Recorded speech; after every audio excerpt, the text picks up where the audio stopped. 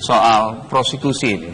Polisi sudah menetapkan sedikitnya ada 3 tersangka dalam prostitusi online ini. Dan dari 99 orang yang memang sudah diamankan polisi, ternyata kabarnya berkembang jumlahnya menjadi 103 orang.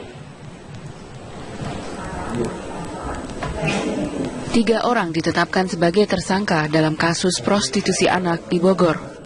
Bahwa hari ini kita sudah menetapkan 3 tersangka sebagaimana yang ada di belakang. Mereka adalah AR yang pertama kita lakukan penangkapan.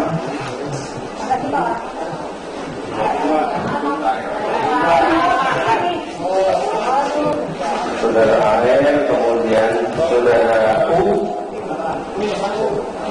kemudian saudara E.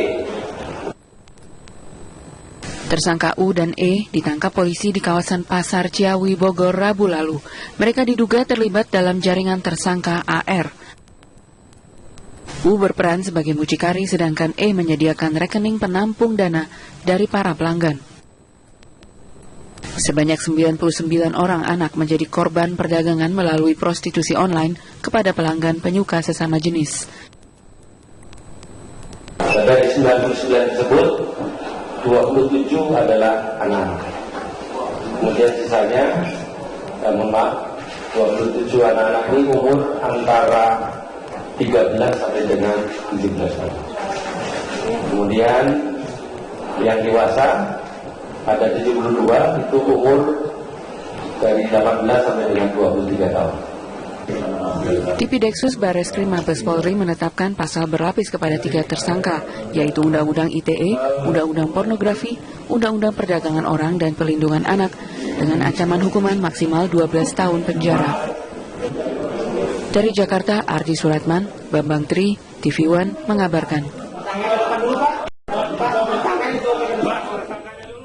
Dari Jakarta kita beralih ke Banjar. Di Banjar 99 anak dikatakan menjadi korban pelecehan seksual yang dilakukan oleh seorang kakek berusia 74 tahun.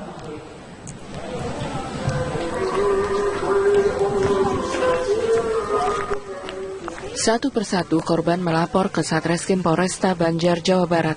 Para pelapor adalah anak-anak yang masih duduk di bangku kelas 6 sekolah dasar dan kelas 1 sekolah menengah pertama.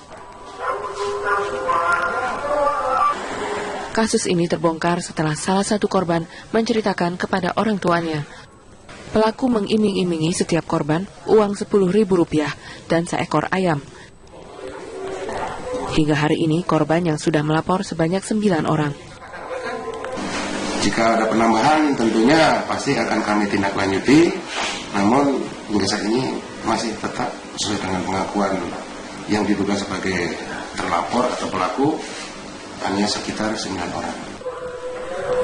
Sejumlah korban lainnya diduga enggan melapor. Pihak sekolah berupaya membujuk keluarga korban lainnya agar melapor ke polisi. Sementara itu, kalau yang sudah diperiksa itu ya oleh jajaran Polres Banjar itu ada 6 orang.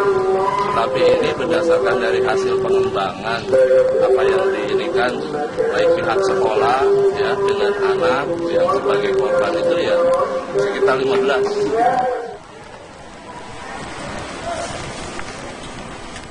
Sementara itu pelaku, kakek yang berusia 74 tahun, menjalani pemeriksaan psikologi di rumah sakit. Dari Banjar, Jawa Barat, Aditya Triwahyudi, TV One mengabarkan. Kita ke kabar lainnya pemirsa, warga Rawajati tetap bertahan di lokasi penggusuran karena menolak dipindah ke Rusun Marunda.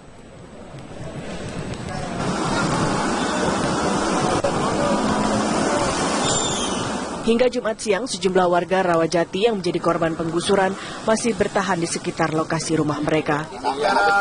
Sebagian warga di RT 09, RW 04 ini mendirikan tenda di sekitar lokasi karena tak memiliki lokasi lain untuk tempat tinggal mereka. Warga menolak untuk tinggal di rusun yang telah disediakan Pemprov dengan alasan lokasi yang terlalu jauh. Salah satunya adalah Ilyas Karim. Kakek yang mengaku sebagai pengibar bendera merah putih saat deklarasi kemerdekaan Indonesia ini enggan pindah karena permasalahan biaya. Selain itu, purnawirawan TNI ini pun kecewa dengan langkah penertiban meskipun telah memiliki sertifikat bangunan. Oh, jadi dulu Bapak masuknya Siliwangi ya? Iya. Saya nggak mau deh. Karena apa Pak? Karena bayar. Saya nutup duit. Kalau kini dibayar, saya bayar. Ini sini nggak dibayar. Ibu itu aja. Kenapa saya bayar? Kabarnya juga banyak warga yang sudah pindah ke sana, Pak. Enggak, ada cuma 5 orang mendaftar. Balik lagi ke mana? Bukan mendaftar baru, bukan pindah mendaftar. Namun Pemprov DKI bersikukuh lahan yang dihuni 60 kepala keluarga di Rawajati menyalahi aturan. Ahok menegaskan tetap akan memberikan bantuan kepada warga Rawajati. Nah itu udah lapor, kita udah cek. Sekarang kita juga nggak tahu apa betul dia pengibar bendera pertama, dan kita tidak tahu. Tapi bagi kami itu urusan kedua. Kalau setiap orang tua nggak mampu pun, kalau dia masuk ke rusun kita mau pelihara kok. Kalau anaknya nggak mau pelihara, Jadi dia dikasih rusun Pak nanti Pak. ya. Kamu sini ada nggak yang tinggal di luar Jakarta? Saya mau tanya. Sekarang kamu tahu nggak berapa hampir 1 juta penumpang dari Bogor kerja di Jakarta, Tangerang? Mengeluh nggak mereka? Hingga saat ini sebagian warga yang bertahan di sekitar lokasi penertiban masih mencari barang-barang berharga yang mungkin bisa mereka manfaatkan. Dari Jakarta, tim TV One mengabarkan.